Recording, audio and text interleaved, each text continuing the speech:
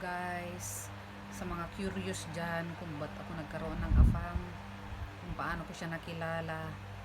Yun yung time noon guys, no, hirap na hirap kami mag-iina. Tapos first time kong nagkaroon ng cellphone.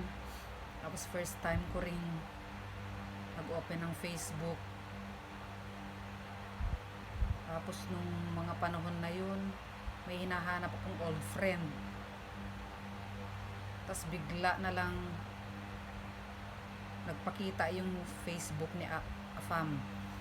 So ayun guys, nagulat ako. Tapos nung inopen ko yung Facebook niya, nakita ko yung face niya. So angelic. Tapos parang ang bait-bait. Parang ganang loob ko guys nung una ko siya nakita. Kaya nung time na yun, nag-hi na ako agad sa kanya. Tapos after 1 month, nag-reply na siya. Ang sagot niya sa akin, "Who are you?" Kasi syempre kahit sino guys, bigla ka mag-hi sa isang tao na hindi mo kakilala, tas stranger. Tapos yun, siguro suspicious siya ng mga panahon na yun, kaya nagtanong siya sa akin ng "Who are you?" Tapos yun, pinaliwanag ko sa kanya na may hinahanap akong tao, tapos bigla nag-appear yung Facebook niya. So yun guys, hanggang sa nagtanong-tanong siya, nagtanong na rin ako, hanggang sa umaba na yung kwentuhan namin, naging friends na kami. Tapos yung mga time na nakakausap ko siya ng mga ilang buwan, parang nahuhulog na yung loob ko sa kanya guys.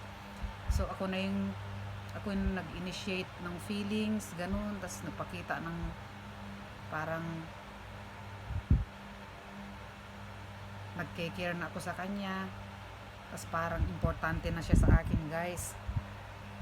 At nung time na yun, naikwento niya sa akin na mayroon siyang girlfriend noon na halos nagkakalabuan na sila. Tapos yun, sabi ko sa kanya, gawan pa nila ng paraan, baka sakaling maayos pa yung relasyon nila. Pero nung time na yun, habang nag-uusap kami guys, yung talaga malabo na sila, hindi na nila maayos yung problema nila.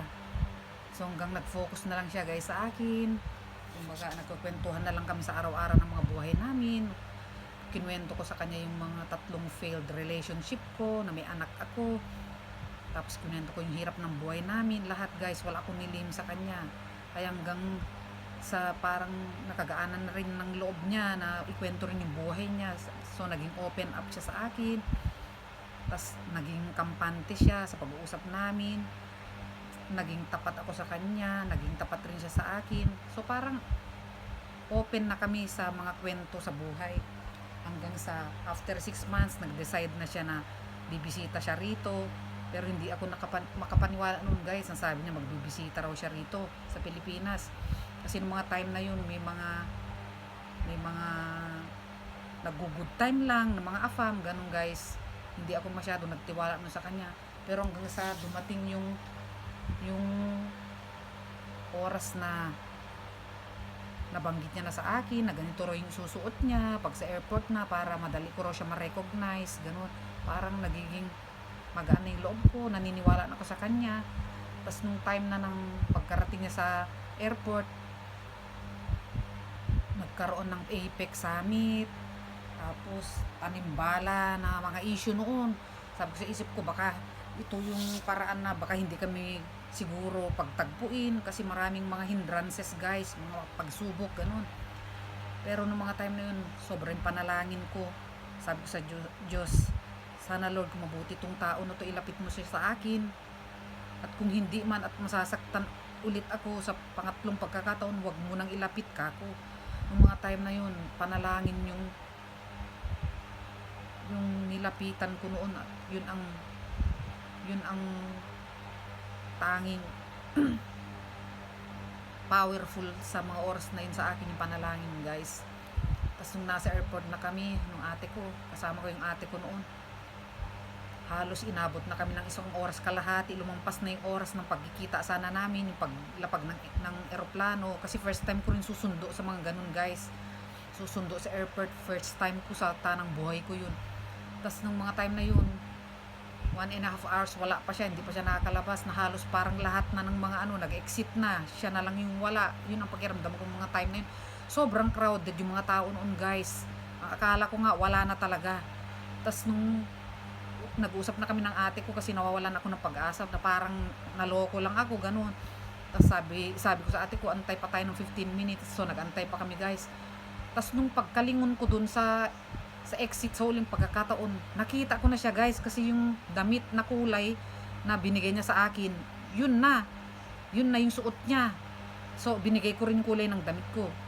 Kasi nung time na yun, nung bago pa siya mag-flight, sabi niya doon daw ako pwesto sa letter G na letter doon, 'di ba? Pag nag-aantay sa mga dumarating sa waiting area, doon ako sa G kasi letter G yung apelyido niya. So doon kami nag-stay ng ate ko, pero parang naiilang ako na mag-stay doon kasi parang natatakot ako na parang na-excite ako na hindi ko alam na ayaw kong makita niya ako agad, ganun, baka tatakbo siya sa akin, ganun, guys, yung mga ganung negative ba na naiisip ko noon, kasi nga sa sobrang pogi niya, tas hindi naman ako maganda, ganun, guys, baka mamaya biglang tumakbo siya, ganun, guys, yung mga naiisip ko noon.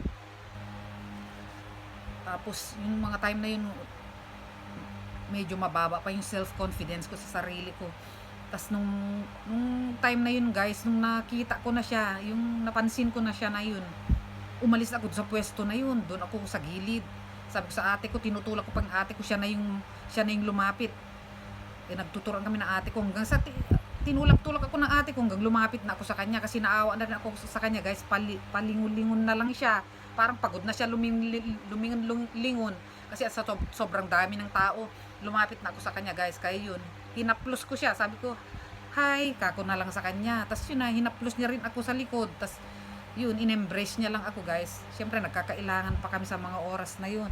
Kasi guys, first time pa lang namin. Eh, mahiyain din akong tao, guys. Eh, mahiyain din pala siya. So hanggang sa diretso na kami ng hotel. Tapos yung ate ko nag-decided na umuwi na mag-isa kasi naiilang rin yung ate ko. Alangan daw sasama sa amin sa hotel. Tapos yun, inyatid na namin doon sa sakayan hanggang sa diretso na kami sa hotel, guys. So, nagkakailangan kami sa hotel hanggang doon sa ganun. Parang naiilang ako na natatakot ako na masaya, hindi maintindihan, mixed emotion, guys. Hanggang sa nagkengko-kengkoy na ako doon. Naupo na ako doon sa bed kasi ganun pala sa hotel pag first time mo papasok sa ganung luxury hotel, wala pang upuan, bed na lang yun. Tapos upo na ako sa bed pero hindi ko tinanggal yung mga sapatos ko, parang naiilang ako kasi nung time na yun, sa pagkikita namin nung fiancé ko, may nagsabi sa akin na malay mo kukunin lang yung mga organs mo, ganun, ibebenta sa ibang bansa, ganun, parang may nagtatakot sa akin noon, guys. Tinatakot ako noon, yung mga negative ba na mga tao sa paligid mo.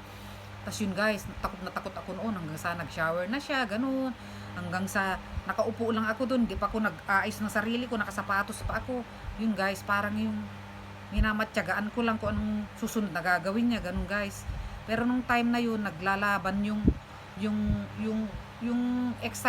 exciting ko, tapos yung takot ko sa mga oras na yun. Syempre, guys, first time yung magkita ng isang foreigner. Tapos yun, guys, nung nakashower na siya, biglang nakaupo ko nakatalikod dun sa higaan, sa bed. Biglang pumatong siya, tapos parang niyakap niya ako, pero takot na takot ako nun, guys. Akala ko sasakalin niya na ako nung time na yun. Pero nung time naka-ready na ako, syempre marunong rin ako sa self-defense. Pero nung time na yun, nung parang may malamig na nilalagay siya sa likod ko, na nakapatong siya sa likod ko. Tapos ginanon niya yung kamay niya, yun pala may kwentas siyang pa-surprise, guys. So parang na-amaze ako noon. Tapos parang super happy ako noon, na ewan, na parang naibsan yung takot ko.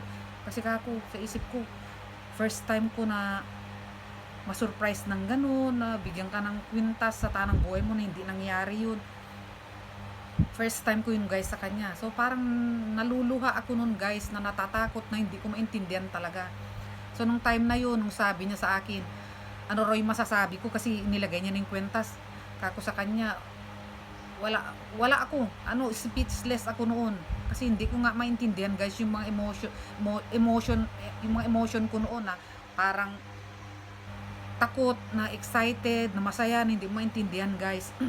So yung mga oras na yun, yung ganun lang yung mga nangyari sa amin, yung parang first time namin, kengko-kengkoy lang, hanggang sa, guys, yun, naiuwi ko na rin siya sa probinsya namin.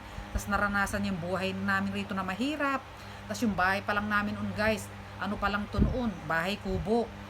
Tas yun, nauntog-untog pa siya sa pintuan guys, kasi sobrang tangkad niya, 6'2" siya.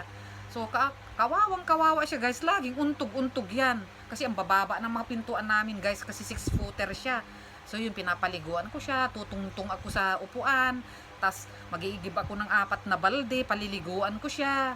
Kasi matangkad siya, doon ako tutungtong sa upuan, bubuhusan ko yung ng tabo kasi walang shower kami noon guys. Kasi nga, mahirap lang kami rito, tabo-tabo lang. So, na-amaze siya sa buhay namin ganun. Sabi ko sa isip-isip ko, naku, hindi na to babalik. Kasi naranasan yung hirap. Tapos after ng pagkabisita niya rito guys, nakauwi na siya noon ng US. After 5 months, bumalik ulit. So ibig sabihin nun guys, na-amaze siya sa buhay namin dito, na kahit mahirap lang kami, ang saya-saya ng buhay, naaasikaso ko siya. Kaya doon niya na-realize guys na mapagmahal pala ako bilang isang Pinay guys. Yan yung first story namin nung first visit niya guys. So sa susunod na episode ng story namin, ikukwento ko sa inyo ulit guys. Super bait ng afam ko na to. Siguro siya na yung biyaya ng Diyos, kasi guys, marami akong hirap na dinanas sa 2 past relationship ko sa mga Pinoy na nakasama ko sa buhay. Ang dami kong hirap guys, malalaman nyo sa susunod na episode. So ayan guys, so I hope you enjoy my storytelling today. So see you guys for the next episode. Bye. Thank you so much. Stay safe and take care. Love you guys. Thank you for watching.